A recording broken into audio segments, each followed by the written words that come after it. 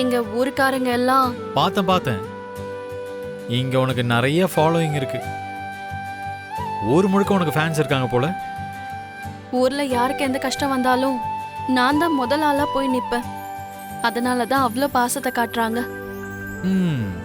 இங்க எலெக்ஷன்ல நின்னா நீ தான் ஜெயிப்ப போல இருக்கு. அதெல்லாம் இல்லைங்க. ஆ, வாங்க நான் ரூம் காட்டுறேன்.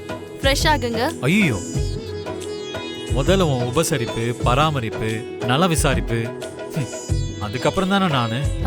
நான் தான் சாரி சொன்னேன் இல்லைங்க. உங்களுக்கு ஒரு விஷயம் சொல்லவா? நீங்க அங்க இருக்க மாதிரி உங்களுக்கும் எனக்கும் சம்பந்தம் இல்லாம இருக்காதீங்க. தாத்தாக்கு தெரிஞ்சா ஃபீல் பண்ணுவாரு. அப்படி ஆக்ட் பண்ண மாட்டேன்னு இங்க வரதுக்கு முன்னாடியே சொல்லிட்டேன்ல. நடிக்கலாம் என்னால முடியாது. ப்ளீஸ்ங்க, அப்படிலாம் சொல்லாதீங்க. இந்த ஊர்ல இருக்க வரைக்கும் என்கிட்ட கொஞ்சம் நல்லபடியா இருங்க போதும். நல்லபடியானா எப்படி இருக்கணும்? கொஞ்சம் அக்கறையா, அன்பா, நெருக்கமா.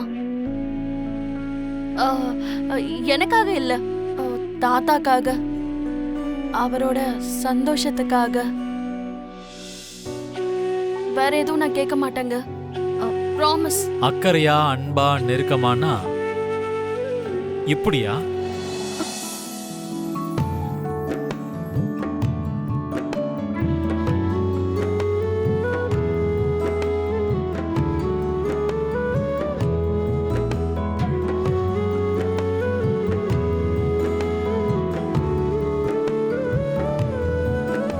செல்ஃபி எடுத்துக்கலாமா?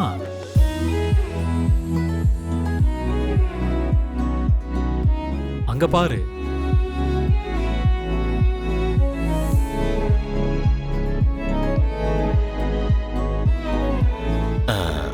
மன்னிக்கணும் மாப்ள.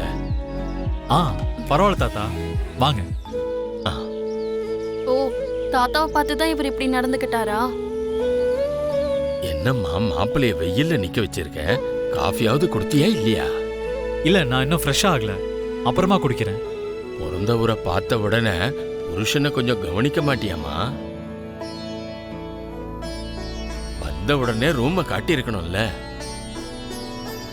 மன்னிச்சிடுங்க மாப்பிள்ள. பயணம் செஞ்சு ரொம்ப சோர்ந்து போயிருப்பீங்க.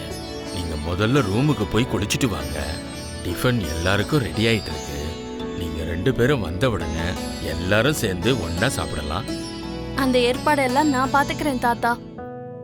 நீங்க ஏன் சிரமப்படுறீங்க? நீங்க எதுவும் கஷ்டப்படாதீங்க. அதெல்லாம் எதுவும் இல்லம்மா, இது நம்ம கடமைமா. மாப்பிள்ளனா இந்த வீட்டுக்கு குலதெய்வம்னு சொல்லுவாங்க.